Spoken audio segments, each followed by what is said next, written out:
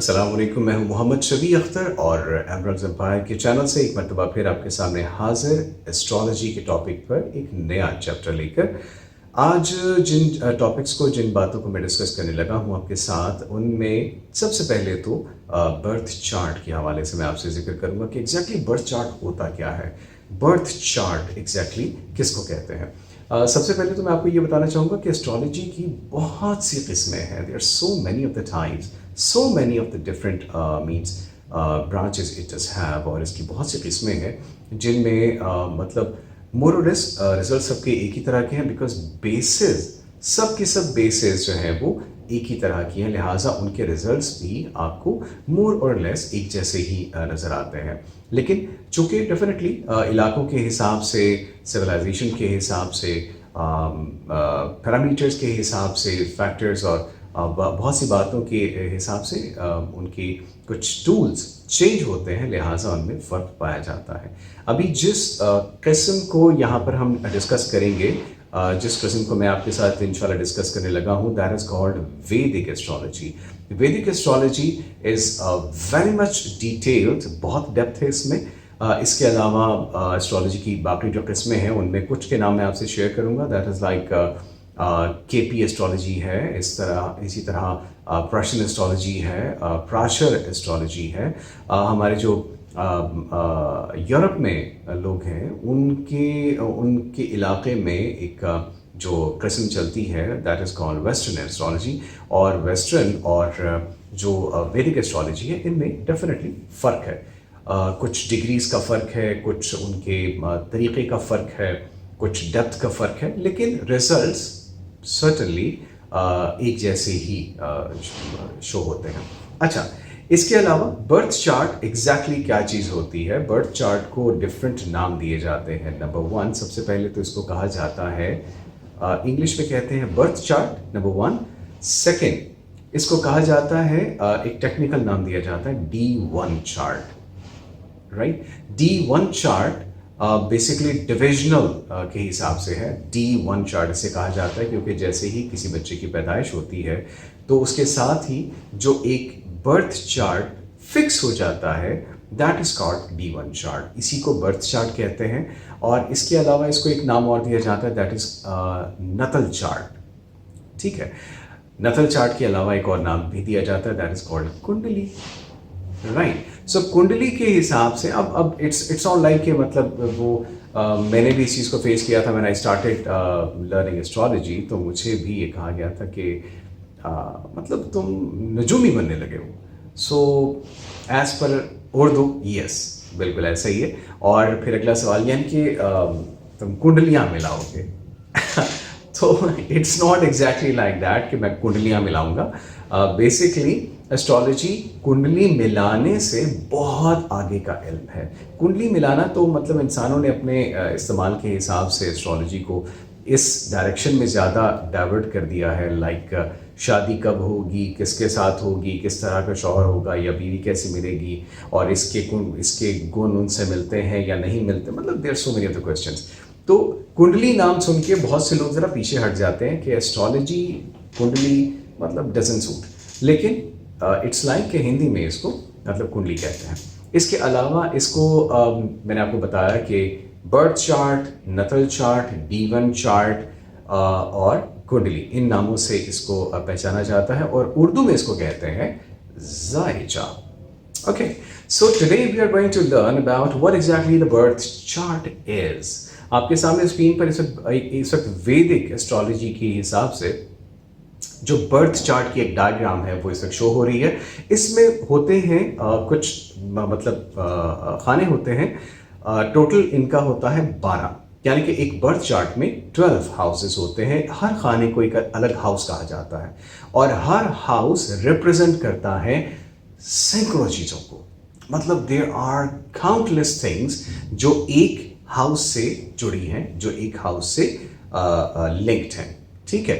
और ऐसा नहीं हो सकता कि अच्छा, एक और बात बता दूं कि हर हाउस का एक ज़ोडिक साइन है, यानी 12 खाने हैं तो उसके ज़ोडिक साइंस भी 12 ही होंगे। ऐसा नहीं हो सकता कि ज़ोडिक साइन 14 हैं और खाने 12 हैं, ऐसा नहीं हो सकता, ठीक है। इसलिए 12 खाने हैं तो 12 ही ज़ोडिक साइंस होंगे। ठीक हो गया। अब इसके अलावा चूंकि मैंने आपको पहले इन्फॉर्म किया था कि पहली वीडियो में कि they are 6 planets and 1 star, right? तो टोटल 7 का काउंट है। तो 7 को आप 12 में कैसे एडजस्ट करते हैं? This is definitely different thing. तो उसके लिए मैं आपको बता दूं कि इन 12 खानों में कुछ प्लैनेट्स ऐसे हैं कि जो दो दो ज़ोडिक साइंस को डील करते हैं, राइट? फॉर एग्जाम्पल एक आपका आ जाता है मरकरी, आ जाता है mercury, Venus, Mars, Jupiter and Saturn. ये 5 प्लैनेट्स ऐसे हैं कि जो एक की बजाय 2 हाउसेस को डील करते हैं। ठीक है। सो इस तरीके से ये तमाम 12 खानों में ये प्लैनेट्स एडजस्ट होते हैं। ठीक है। ये एक बर्थ चार्ट है, मैं एक दफ़ा दोहरा देता हूं। बर्थ चार्ट जिसमें 12 हाउसेस हैं। हर हाउस मिलियंस ऑफ थिंग्स, बहुत सी चीज़ों को रिप्रेजेंट करता है, बहुत सी चीज़ों को। लाइक अगर किसी इंसान की पर्सनैलिटी के हवाले से देखा जाए तो पहला हाउस किसी फॉर एग्जांपल दर्जनों चीज़ों को रिप्रेजेंट करेगा। अगर बर्थ चार्ट को पॉलिटिक्स के हिसाब से देखा जाए तो वही हाउस और डिफरेंट तरह के टॉपिक्स को रिप्रेजेंट करेगा। So there are so many of the things के sort of complex. Okay, so ये होता है बर्थ चार्ट। इस तरह इसमें कुछ डिज़ाइन है जो मैं आपके सामने भी प्रेजेंट करूंगा, जो स्क्रीन पर आप देख रहे होंगे। मुख्तलिफ तरह के डिज़ाइंस होते हैं जिसमें मतलब हर इलाके के हिसाब से उन्होंने बर्थ चार्ट में कुछ तब्दीली कर रखी है। सो एक साउथ इंडियन स्टाइल भी है बर्थ चार्ट का, वो भी मैं आपके सामने अभी आपके सामने शो हो रहा होगा। ठीक है। सो ये साउथ इंडियन स्टाइल है। और जो वैदिक एस्ट्रोलॉजी का बर्थ चार्ट मैं आपसे शेयर कर रहा हूँ, जिसका हम अभी इंशाल्लाह हम तस्करा करते रहेंगे, वो है नॉर्थ इंडियन स्टाइल। ठीक है। सो बर्थ चार्ट ये चीज़ होती है। अब इसमें जो मज़ीद डेप्थ है वो मैं आपको इंशाल्लाह अब आने वाली वीडियोस में आपसे शेयर करता रहूँगा। फिलहाल एक और टॉपिक आपसे डिस्कस करना है और वो है प्लानिटरी आवर्स का। प्लानिटरी आवर्स क्या चीज़ होते हैं? जिस तरीके से हमारे ये तमाम प्लैनेट्स एस्ट्रोलॉजी में डेफिनेटली स्टडी किए जाते हैं, इन प्लैनेट्स का अमल दखल हमारे रोज़मर्रा के घंटों में भी होता है, राइट? जिस तरीके से सन के लिए हफ्ते में संडे, ठीक है, संडे का दिन सन का होता है, मंडे मून का होता है, ठीक है, ट्यूसडे मार्स का होता है, ठीक है, वेडनेसडे को मरकरी का दिन कहा जाता है, राइट? थर्सडे दिन होता है जुपिटर का, ओके, और इसी तरीके से फ्राइडे है फॉर वीनस एंड सैटरडे है फॉर सैटर्न, ओके। यानी कि पूरा हफ्ता एक प्लैनेट को असाइन किया गया है। हर दिन एक प्लैनेट के हिसाब से ऑलरेडी असाइंड है, ठीक है। Sunday for sun, Monday for moon, Tuesday for Mars, Wednesday for Mercury, Thursday for Jupiter, Friday for Venus and Saturday for Saturn, okay. इसी तरीके से हमारे जो 24 घंटे हैं पूरा दिन, इन 24 घंटों को भी प्लैनेट्स के हिसाब से डिवाइड किया गया है, ठीक है। उस डिवीजन को कहा जाता है प्लैनेटरी आवर्स, ओके। सो ये प्लैनेटरी आवर्स कहाँ से कहाँ तक होते हैं वो मैं आपको तफसीलात बताता हूँ। इट्स लाइक कि जब सूरज तुलू होता है उस वक्त से जिस मिनट में सूरज गुरूब होता है, इस तमाम ड्यूरेशन को 12 इक्वल डिविजन्स में डिवाइड कर दिया जाता है। 12 हिस्सों में इसको तकसीम कर दिया जाता है, ठीक है। और ये तकसीम, ये 12 जो हिस्से हैं, ये प्लैनेट्स को असाइन कर दिए जाते हैं। एक ख़ास तरतीब है कि जिस तरतीब के हिसाब से हर घंटा मतलब हर डिवीजन एक प्लैनेट के हिस्से में आती है, राइट? तो इस तरीके से तुलुए आफ्ताब से गुरूब आफ्ताब तक का टाइम 12 अलग अलग हिस्सों में डिवाइडेड है और हर प्लैनेट अपनी बारी पर उस वक्त अपनी ड्यूटी परफॉर्म करता है। इट्स लाइक मतलब वो वक्त उस प्लैनेट का होता है, ठीक है। It's like that. जिस तरह से मैंने आपको बताया कि दिन के सारे टाइम ड्यूरेशन को 12 अलग अलग सेगमेंट्स में डिवाइड किया जाता है और हर सेगमेंट एक प्लैनेट को असाइन किया जाता है। इसी तरीके से गुरूब आफ्ताब से तुलुए आफ्ताब तक के टाइम को भी 12 अलग अलग हिस्सों में डिवाइड किया जाता है, राइट? और हर हिस्सा एक प्लैनेट को असाइन कर दिया जाता है, ठीक है। इसी तरीके से ये पूरे 24 घंटे प्लैनेट्स को असाइन किए जाते हैं और इसी तरीके से पूरे दिन की डिवीजन होती है एज पर एस्ट्रोलॉजी, राइट। इस डिवीजन को कहा जाता है प्लानिटरी आवर्स, या मतलब इनको हम प्लानिटरी आवर्स कहते हैं। और पूरे दिन में हर वक्त कोई ना कोई एक प्लानिटरी आवर्स की कैलकुलेशन पे चलते हुए, अमल करते हुए, वो एक किसी ना किसी घंटे में कोई ना कोई प्लानट जो है वो लीडर होता है, राइट। अच्छा, अब ये चीज़ तो हो गई। एक और टॉपिक जो मैं बहुत इंपॉर्टेंट आपसे शेयर करना चाहता हूं, do you people know what exactly the sun sign is and what exactly the moon sign is? ये एक डिफरेंट सी टर्म है जो कि सर्टनली मुझे भी नहीं मालूम थी जब तक मैंने एस्ट्रोलॉजी को सीखना शुरू नहीं किया था।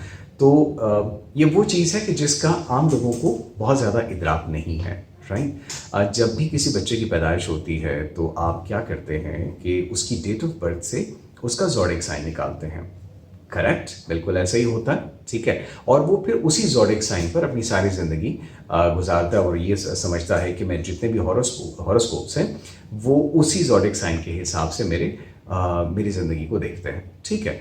अब आपको मैं एक नया विजन देने लगा हूँ, एंड दैट इज़ लाइक कि ये जो आप डेट ऑफ बर्थ के हिसाब से ज़ोडिएक साइन कैलकुलेट करते हैं, that is called sun sign, okay, that is called sun sign.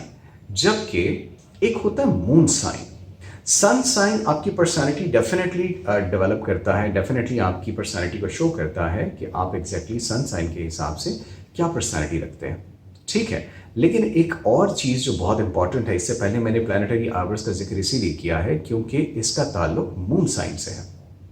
क्योंकि आपको पता होगा कि एस्ट्रोलॉजर्स जब भी किसी बर्थ चार्ट को स्टडी करने लगते हैं या किसी इंसान का बर्थ चार्ट देखना चाहते हैं तो उनकी 3 डिमांड्स होती हैं। Number 1 date of birth, second place of birth, and most importantly third point that is time of birth.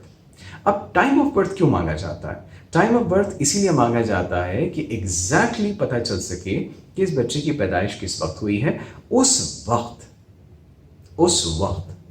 किस प्लैनेट का घंटा चल रहा था, कौन सा प्लैनेट लीडर था उस टाइम पर, किस प्लैनेट का उस वक्त टाइम था, ताकि उससे फिर अंदाजा हो सके कि इस बच्चे का एग्जैक्ट ज़ोडिएक साइन कौन सा है। और आपको एक मज़ेदार बात ये बताऊं कि आपकी पर्सनालिटी हूबहू आपके मून साइन पे डिपेंड करती है। मोस्ट ऑफ द टाइम आपकी पर्सनालिटी आपके मून साइन पे डिपेंड करती है। मैं अपनी एग्जांपल ही दूंगा because I have been thinking about my zodiac sign all the time कि मैं अपनी डेट ऑफ बर्थ के हिसाब से I am like definitely I am Taurean, okay, that is my sun sign, जबकि I am not Taurean as per my moon sign, okay. अब जब मैं अपने ट्रेनर के पास गया हूँ, उनसे मुलाकात हुई है, and I started learning and I started practising, he figured it out that I am not a Taurean, okay. So अब जब मैं अपने ज़ोडिएक साइन को स्टडी करता हूँ, आई फील यस, मैं वाकई ही अपने मून साइन की हूबहू कॉपी हूँ, right. So this is how it goes. जैसे जैसे आप मून साइन को स्टडी करेंगे आपको पता चलेगा कि मैं वाकई ही मैं सन साइन से कम और मून साइन से ज़्यादा लिंक्ड हूँ, right. So that is the reason कि टाइम ऑफ बर्थ का पता होना बहुत ज़्यादा ज़रूरी है, बिकॉज इसी से आपका natal chart, birth chart, D1 chart, आपका जायजा डिफाइन होता है, ठीक है। और जो ये टाइम है कि जिस वक्त बच्चे की पैदाइश होती है और उस वक्त प्लैनेट्स, कौन सा प्लैनेट किस जगह पर मौजूद है, उसका इट्स लाइक अ स्क्रीनशॉट। यानी कि आप यूँ आसमान का ना एक स्क्रीनशॉट ले लेते हैं उस टाइम पे, और वो स्क्रीनशॉट आपकी सारी ज़िंदगी आपके नतल चार्ट की तरह काम आता है। और natal chart is the basic, the first step कि जिस पर बेस करते हुए वैदिक एस्ट्रोलॉजी में बेशुमार डिविजनल चार्ट्स बनाए जाते हैं।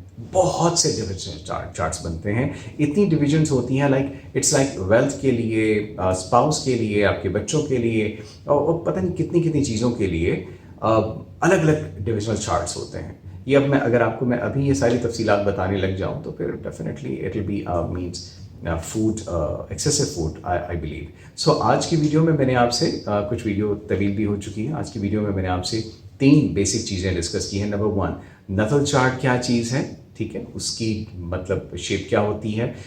सेकेंड प्लानिटरी आवर्स क्या चीज़ होते हैं, इनको किस तरीके से देखा जाता है, and third what is sun sign and what is moon sign.